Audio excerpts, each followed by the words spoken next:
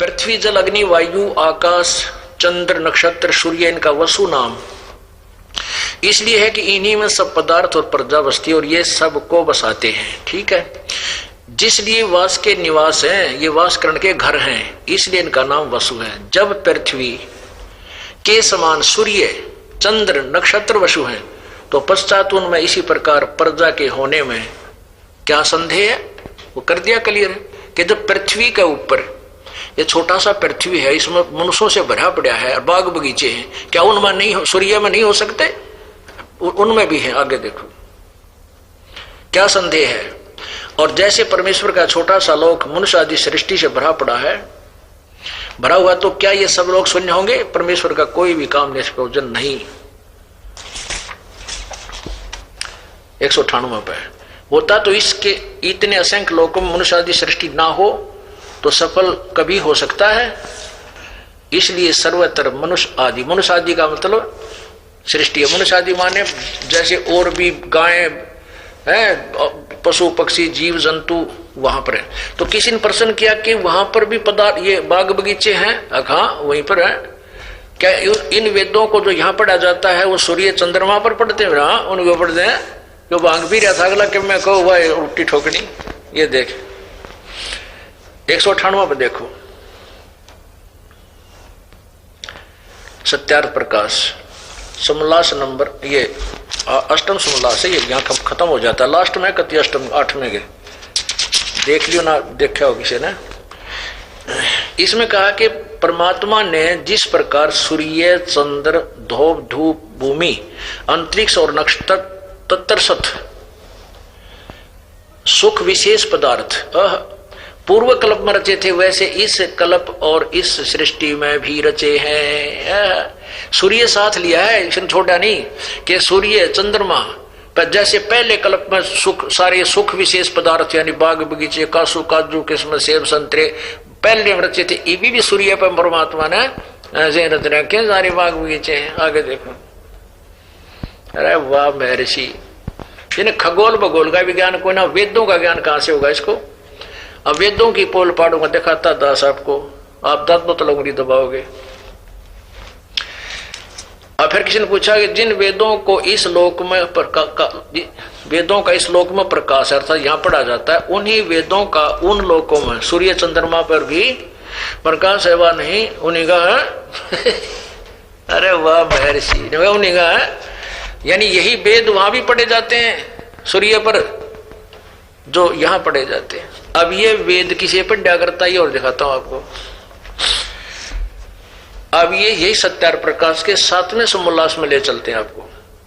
अपने आत्माओं हमारे साथ ही इन्होंने जो ये उपद्रव किया और करवाया, हमारा जो आश्रम छीन लिया इन्होंने, सतलोक आश्रम करो था, मुख्यमंत्री जी की सहयोग देकर, क्योंकि मुख्यमंत्री जी इनको सच्चा आदमी मानता था कि ये झूठ नहीं बोलते, और इन जिसना झूठा पाया नहीं, इसलिए मुख्यमंत्री हरियाणा ने इनको सहयोग दिया कि यह आदमी सच्चे हैं, झूठ नहीं बोलते होंगे। वहां सतलोक आश्रम करोथा में ये होता है, ये होता है, और जब उसकी छानबीन की तो कुछ भी ना पाया। स्पष्ट रिपोर्ट दे रखी है एसपी और डीसी ने कि कोई भी अवैध वस्तु सतलोक आश्रम करोथा में नहीं मिली। इनका उद्देश्य क्या था कि राजा और प्रजा को भ्रमित करके रामपाल न मरवा जा और इसका आश्रम तहस नहस करवा के प्रचार बंद करवा जा, कहीं थारी पोल ना खुल जाए मैं ऋषि की। अरे भले आदमियों, एक रामपाल के मारे काम ना चले, लाखों मारने पड़ेंगे। लाखों बना दिए तैयार इस दास ने, रामपाल तैयार कर दिए जो जन जन को समझा रहे सत्यार्थ प्रकाश के और अध्यात्म ज्ञान को। हमारा उद्देश्य किसी का विरोध करना नहीं, लेकिन सत्य तो सामने लानी पड़ेगी। वही संत का काम होता जो ये दास वही कर रहा है और करता रहेगा कि सांस तक करेगा। अब देखिएगा ये 7वें समोल्लास में किसी ने प्रश्न किया कि परमात्मा निराकार है व साकार? स्वामी जी कहते हैं परमात्मा निराकार है। और 154 पृष्ठ पर 155 पर कहते हैं उपासना से परब्रह्म से मेल और उसका साक्षात्कार हो जाता है। रत्रा गजब हुई हो, पहले पर तो लिख रहा है निराकार और दूसरे पर साक्षात्कार का अर्थ है साक्षात यानी साकार परमात्मा सिद्ध कर रहा है। ये देखिएगा, ये वही सत्यार्थ प्रकाश। समोल्लास नंबर 7 और प्रश्न नंबर 155 यहां से शुरू करते हैं, प्रारंभ से, सप्तम समोल्लास प्रारंभ आरंभ 151 पर, यानी प्रारंभ में 151 प्रश्न पर कहता कि वेद में प्रश्नकर्ता ठीक बोल रहा है। देखिएगा, वेद में अनेक ईश्वर अनेक हैं, इस बात को तुम मानते हो वा नहीं? उत्तर स्वामी जी का, मेरे सिद्धांत का, नहीं मानते, क्योंकि चारों वेदों में कहीं यह नहीं लिखा जिससे अनेक ईश्वर सिद्ध हो, किंतु यह तो लिखा कि ईश्वर एक है। अब हम प्रथम समोल्लास में आएंगे इसी को सिद्ध करने के लिए। ये देखिएगा, ये प्रथम समोल्लास प्रश्न नंबर 15 पे इन्होंने क्या कहा है कि सबसे बड़ा होने से ईश्वर का नाम ब्रह्म है। अब हम ब्रह्म कहें चाहे ईश्वर कहें, स्वामी जी के शब्दों में, वैसे तो अलग बात है, लेकिन स्वामी जी के शब्दों में चाहे हम कहें ब्रह्म एक है या ईश्वर एक है, वेदों में ईश्वर अनेक हैं, प्रश्नकर्ता कह रहा है, क्या आप मानते हो? यानी हम कहें कि वेदों में ब्रह्म अनेक कहा है, तो स्वामी जी कहते नहीं, चारों वेदों में कहीं नहीं लिखा कि अनेक ब्रह्म हो, एक ब्रह्म लिखा है, ईश्वर कहो चाहे ब्रह्म। ये स्पष्ट कर रहे हैं, सबसे बड़ा होने से ईश्वर का नाम ब्रह्म है। अब हम यहां इसको पढ़ेंगे, ऐसे ये हल होगा। ये सप्तम समोल्लास वो पहला पढ़ा था आपने अभी एक लाइन, और ये 7वें में पूछा किसी ने कि वेद में ब्रह्म अनेक हैं, हम ईश्वर कहें चाहे ब्रह्म एक ही बात है, वेद में ब्रह्म अनेक हैं, ईश्वर अनेक है, इस बात को तुम मानते हो? नहीं, स्वामी जी कहते हैं नहीं मानते, क्योंकि चारों वेदों में यह कहीं नहीं लिखा है कि जिससे अनेक ईश्वर अर्थात अनेक ब्रह्म सिद्ध हो, ब्रह्म। अब देखियो 155 पे 154 पृष्ठ पे 7वें समोल्लास में पूछा किसी ने कि ईश्वर साकार है व निराकार? स्वामी जी ने उत्तर दिया निराकार। अब 155 पर साकार सिद्ध कर रहे हैं। सप्तम समोल्लास क्या कहा कि प्रसन्न परमेश्वर की स्तुति प्रार्थना और उपासना करनी चाहिए वा नहीं? किसी ने प्रश्न किया, स्वामी जी कहते करनी चाहिए, तो प्रश्नकर्ता कहता है क्या स्तुति आदि करने से ईश्वर अपना नियम छोड़ स्तुति प्रार्थना करने वाले का पाप छुड़वा देगा? उत्तर स्वामी जी का नहीं, कि पाप स्तुति भगवान की साधना करने से पाप नाश नहीं होते, पाप नहीं छूटते। वेदों में कहीं नहीं है प्रमाण के पाप कटते हो। भगवान की भक्ति तय परमात्मा की साधना से पाप अक्षमा नहीं होते, स्वामी जी कह रहे हैं। और वेद 8वें अध्याय के यजुर्वेद 8वें अध्याय के 13वें श्लोक में 6 बार लिखा है कि परमात्मा घोर पाप का विनाश कर देता है। तो ये वेदों का विज्ञाता नहीं था। अपने आत्माओं जैसे कोई वेद है और उस वेद को कोई पूछे, वेद का बोर्ड ला रखा है उसने बहुत लंबा चौड़ा, उसे कोई पूछे क्या आपके उपचार से, औषधि के उपचार से रोग नाश हो सकता है? और वो वैद्य कहे कि नहीं, औषधि से रोग तक कट्टे नहीं लेकिन पहलवान हो जाएगा। अरे तेरा गजब भैया, क्या वो वैद्य हो सकता है? नेवर। अरे औषधि का उद्देश्य होता पाप काटना, भगवान की भक्ति का उद्देश्य है कि हमारे पाप नाश हो। स्वामी जी कहते हैं पाप नाश नहीं हो सकते। जैसे साबुन के गुणों में लिखा है कि साबुन कपड़े के मैल छुड़ा देता है, और कोई किसी से पूछे कि, और वो लिख रहा साबुन विक्रेता, उसे कोई पूछे कि भी साबुन कपड़े का मैल काट देता है, और वो कहे नहीं साबुन कपड़े का मैल नहीं काट सकता, और क्या फायदा उसका लाने का, कपड़ा मजबूत हो जाता है। तो क्या उसने जिंदगी में कभी साबुन देखा? कति नकली आदमी है वो, ना साबुन देखा ना प्रयोग किया। तो जो ये कहे कि परमात्मा उपासक के पाप अक्षमा नहीं करता साधक के, तो क्या वो वेदों का ज्ञाता है? क्या उसने भगवान की प्राप्ति या उसके आसपास है कोई अनुभव ठीक है उसका? नेवर। अब यजुर्वेद में अपने कर कमलों से अनुवाद करा, क्योंकि वेद तो भगवान के दिए हुए हैं, अनुवाद करता इसका किसी तरह गोबर कर दे, किसी तरह गड़बड़ कर ले, उसकी अपनी सोच है। अब अनुवाद जैसे वेद बताते हैं साबुन के गुणों में लिखा वो नाश का पाप नाश करता, अपने अनुभव में कोई लिख रहा कि साबुन कपड़े के मैल नहीं छुड़वाता, तो उसने वो परिचित नहीं है, वेदों से परिचित, उसके गुणों से परिचित नहीं। तो पवित्र चारों वेदों में परमेश्वर के गुण लिखे, परमेश्वर के गुणों में लिखा है कि वो घोर पाप का विनाश कर देता है। और महर्षि सिद्धांत कहता है कि भगवान की साधना से पाप नाश नहीं होता। अब देखिए अपने कर कमलों से फिर अनुवाद भी कर रहा है। यजुर्वेद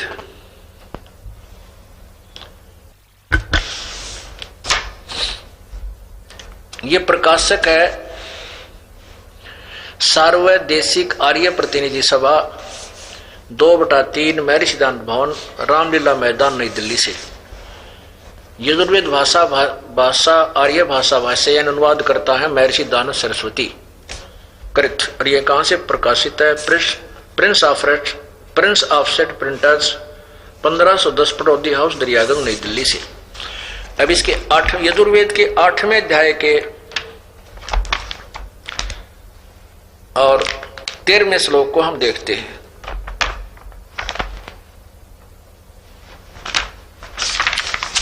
ये देखो 8वां अध्याय 8वां अध्याय 241 पृष्ठ। ये है नीचे इसकी संस्कृत 13वां मंत्र है। ये 8वें अध्याय का 13वां मंत्र। इसमें क्या? देव कर्तस्य एनस्य अवजनम असि, मनुष्य कर्तस्य एनस्य अवजनम असि, पितर कर्तस्य। इसका अनुवाद यहां इन्होंने किया है 242 पृष्ठ पे। हे सबके उपकार करने वाले मित्र आप। अब देखो पुण्यात्माओं, यह मित्र शब्द लिखने की क्या आवश्यकता थी? यहां लिखना चाहिए था हे सबके उपकार करने वाले परमेश्वर आप। अब कारण क्या था कि इन्होंने सत्यार प्रकाश पहले लिख दिया और इसको समाज में बांट दिया। उसके बाद अनुवाद करने लगे लास्ट में, तो इन्होंने सोचा कि भी इसमें 7 बार लिखा है, 7 बार लिखा परमात्मा अपने किए हुए बाप के किए हुए चाहे कोई साधना करो सबके पाप नाश कर देता है, तो उसने सोचा भी इसने कैसे गोलमोल करूं। एक जगह लिखा होता तो गोलमोल कर देता। अब इसने यहां लिख दिया है सबके उपकार करने वाले मित्र। अब पढ़ने वाले ने सोचा मित्र के बारे में लिख रखा है, चल आगे चलते हैं। अब मित्र का अर्थ इन्हीं के शब्दों में सत्यार प्रकाश में इसने लिखा है, जहां मित्र शब्द है वो परमेश्वर के का बोधक है। ये देखिएगा सत्यार प्रकाश, इसके प्रथम ये वही है। सत्यार प्रकाश के प्रथम समोल्लास में लिखा है कि मित्र शब्द जो है, ये देखो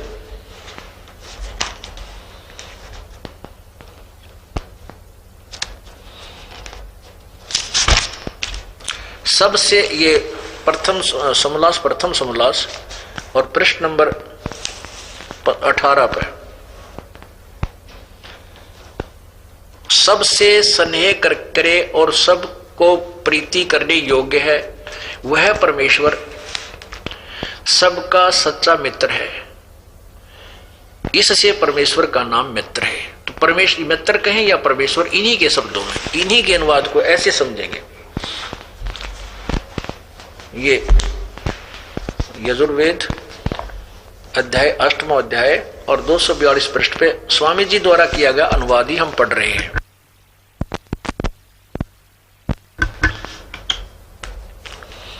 हे सबके उपकार करने वाले परमेश्वर, मित्र के स्थान पर हम बोले परमेश्वर। आप दान देने वाले के, एन से माने अपराध, अपराध माने पाप, एन से शब्द पढ़ेंगे हम ध्यान से। अब एन से माने देखो यहां, एन से माने पाप के दूर करने वाले हो, इन्हीं की शब्दों में एन से माने पाप। एन से शब्द, एन से माने पाप कहो, अपराध कहो। हे परमात्मा, आप दान देने वाले के पाप के, अपराध के, पाप के नाश करने वाले हो, यानी पाप छुड़ाने वाले हो, विनाश करने वाले हो। और साधारण मनुष्यों के किए हुए अपराध, अनिश्चय माने अपराध यानी पाप के विनाश करने वाले हो। पितर कर्तस्य, पितर के किए हुए विरोध आचरण के एन से मैंने पाप के लिखना चाहिए था। पाप के हरने वाले हो, 6 प्रकार हरने वाले या नाश करने वाले हो। अपने किए हुए आत्म कर्तव्य, अपने किए हुए पाप के दूर करने वाले हो, नाश करने वाले हो, छुड़ाने वाले हो। अनस अनस अधर्म के अधर्म यानी घोर पाप के भी आप नाश करने हारे हो। जानता हुआ मैं जो कुछ भी धर्म आचरण अधर्म आचरण किया करता हूं वह करूं, अनजान में जो कुछ भी किया करता हूं वह करूं, उस सब के एनस माने पाप के, दुष्ट आचरण नहीं, पाप के आप नाश करने वाले हो, दूर करने वाले हैं। जय हो, जय हो, वेदों की जय हो। और हे भगवान, हे परमात्मा, अरे ये मैं ऋषि की पदवी पाए गए, मैं यह नहीं समझ में आ रही है कौन सी यूनिवर्सिटी में तो प्राप्त करी मैं ऋषि की पदवी। परमात्मा कबीर जी कहते हैं, निरंजन धन तेरा दरबार, निरंजन धन तेरा दरबार, जहां पर तनिक न न्याय विचार, जहां पर तनिक न न्याय विचार। भाई वैश्या ओढ़े मुल मुल खासा, गल मोतियों के आर, वैश्या ओढ़े मुल मुल खासा, गल मोतियों के हारे। पति भरता को मिले न खादी व सूखा, नर से आहार, निरंजन धन तेरा दरबार, निरंजन धन तेरा दरबार। भाई पाखंडी की पूजा जग में संत को कहे लबाड़े, पाखंडी की पूजा जग में संत को कहे लबाड़े। अज्ञानी को परम विवेकी, ज्ञानी को मूड गवार, निरंजन धन तेरा दरबार, निरंजन धन तेरा दरबार, जहां पर तनिक न न्याय विचार। कहे कबीर सुनो भाई साधो, या सब उल्टा व्यवहार। कहे कबीर सुनो भाई साधो, सब उल्टा व्यवहार।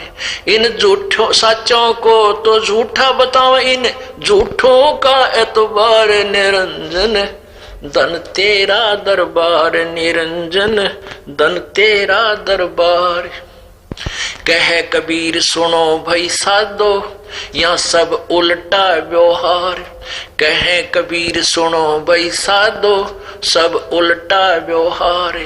भाई सच्चों को तो झूठा बताओ, इन झूठों का एतबार, निरंजन धन तेरा दरबार, निरंजन धन तेरा दरबार।